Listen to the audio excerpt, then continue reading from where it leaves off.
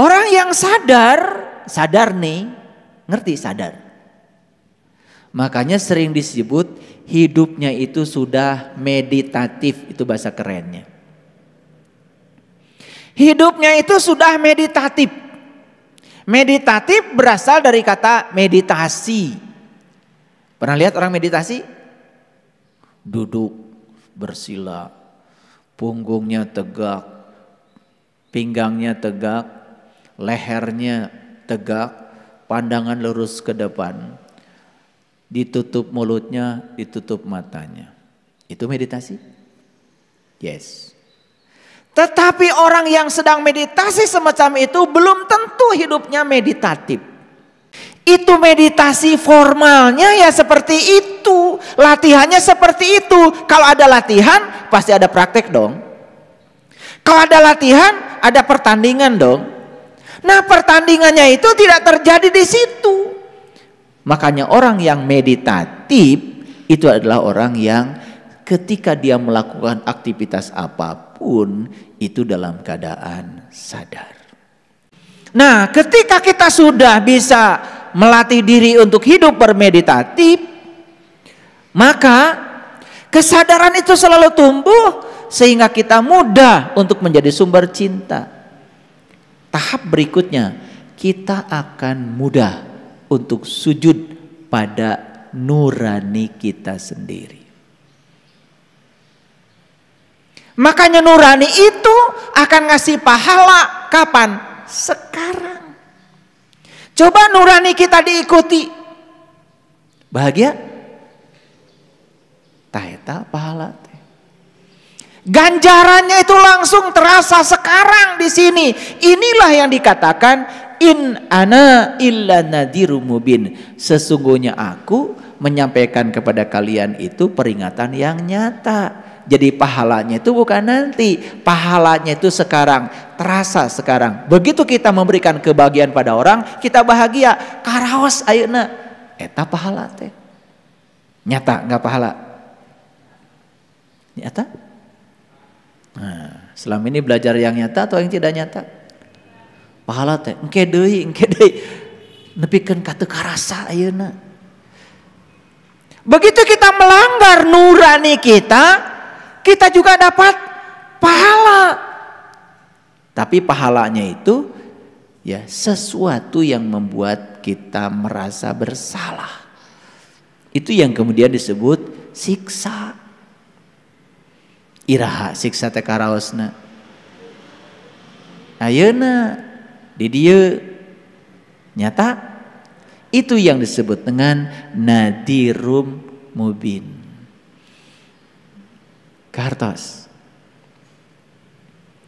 Begitu kita sudah menjadi sumber cinta, kita menjadi terampil dan cerdas untuk sujud pada nurani kita, maka berikutnya menjadi sangat luar biasa kalau kita ini mudah sekali memberi maaf.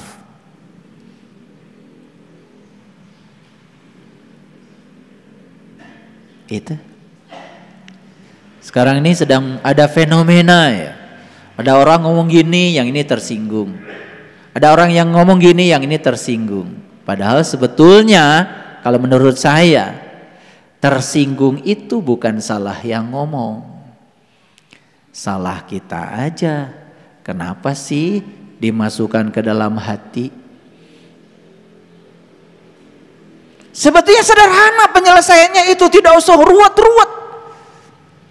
Sekarang kan sedang rame ya, ada orang ngomong begini, ini tersinggung. Ada orang ini tersinggung.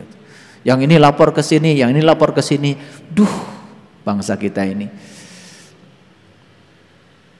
Karena sudah tidak ada welas asih, tidak menjadi sumber cinta. Yang ada di dalam diri cuma kebencian dan kebencian. Bahkan bahagia ketika bisa membuat orang lain yang dikatakan menghina kita itu, padahal sebetulnya salah kita sendiri. Kenapa merasa terhina? Makanya di Quran dikatakan, kata setan kan, jangan salahkan gue. Tugasku cuman dagang. Maneh nu meuli. Yang namanya dagang itu ya dagang saja, mau dibeli atau tidak, gitu. Paham maksud saya? Nih makanya kalian jangan baperan, dikit-dikit pencemaran nama baik. Udahlah. Sebetulnya baperan itu wujud bahwa kita itu belum punya iman. Kalau sudah lebar welas asih kita, cinta kasih kita, memaafkan saja cukup. Kan sekarang tuh aneh. Sudah saya maafkan tapi encan.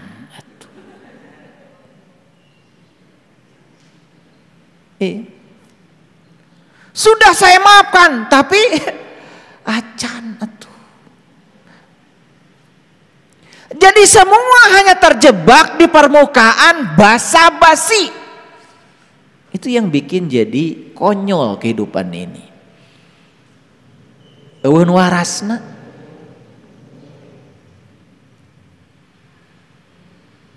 Kan sudah jelas mulut itu ada di badan orang, dibawa-bawa oleh orang, nutupna hese. Nutup mulut orang teh hese, dinu deket teh hoream abdi mah sieun bau.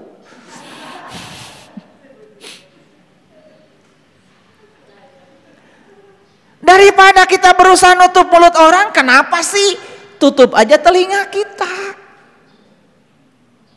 Sesederhana itu menurut saya, hidup tuh jadi nggak ruwet. Saya khawatir saja kedangkalan kita dalam kehidupan ini yang akan membuat bangsa kita yang luar biasa ini terpecah belah hanya oleh kebodohan kita sendiri. Sok atuh iman teh kita wujudkan. Ini saya bicara bahasa iman udah jauh melampaui seperti yang diajarkan oleh para leluhur, bukan sekedar ritual. Ritualnya nggak akan saya bahas, kalian kan sudah rajin, udah kayak robot. Begitu zuhur langsung wudu kan, langsung sholat. Begitu asar langsung wudu, langsung sholat. Udah kayak robot, nggak saya bahas.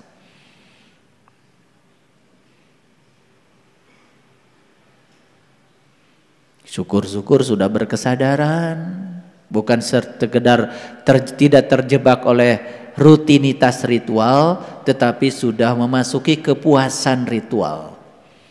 Harapan saya begitu. Makanya perlu kesadaran. Makanya hidup ini perlu menyepi.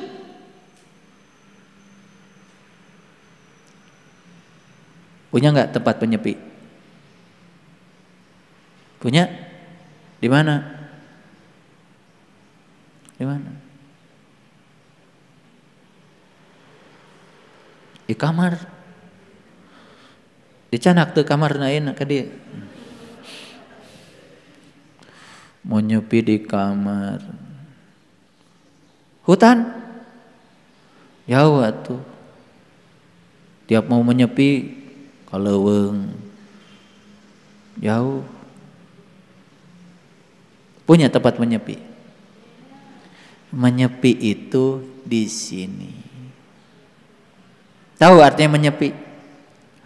Mengasingkan diri dari segala apapun yang dapat mengotori diri.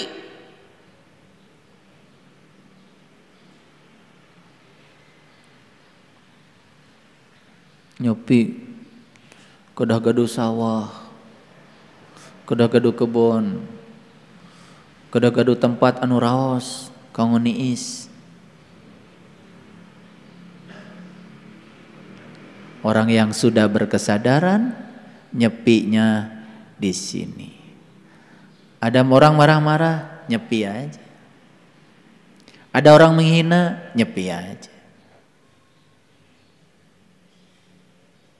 Ada orang ngomongin dia, nyepi aja. Bisa, udah bisa nyepi kayak gitu. Hah? Nah, pertanyaannya, kenapa belum berhasil nyepinya? Sederhana sebetulnya, Karena kita masih mengizinkan diri kita terkotori oleh lingkungan kita sendiri.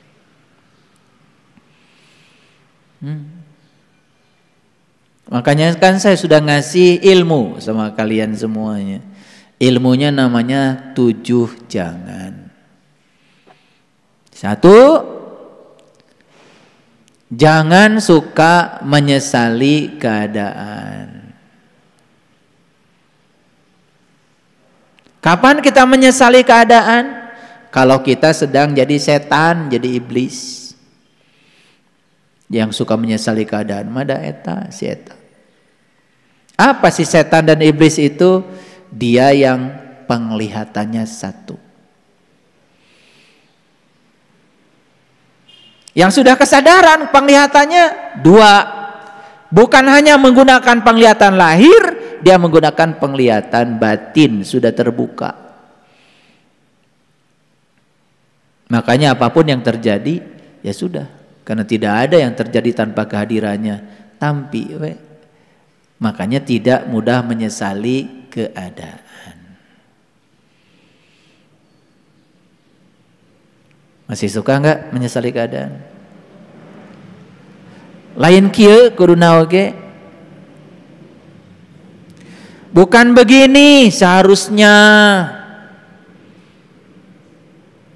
Toleh kurang we sieta mah. Dahar ge segala aya, lain kieu kuduna oge.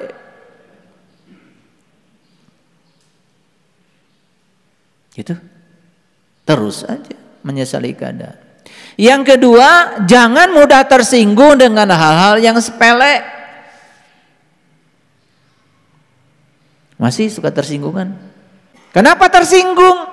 Tersinggung itu karena kita masih jadi diri palsu. Ego. Segala di pikiran. Paham ya? Oke, baik. Sekarang saya mau nanya untuk para sahabat semua. Apa yang saya sampaikan tadi itu terukur enggak? Terukur? Bisa dibuktikan enggak? Bisa. Nyata enggak? Nyata. Itu pelajaran itu harus nyata. Itu yang disebut dengan nadirum mubin. Jadi jangan mau diajarkan yang tidak nyata. Paham ya? Oke.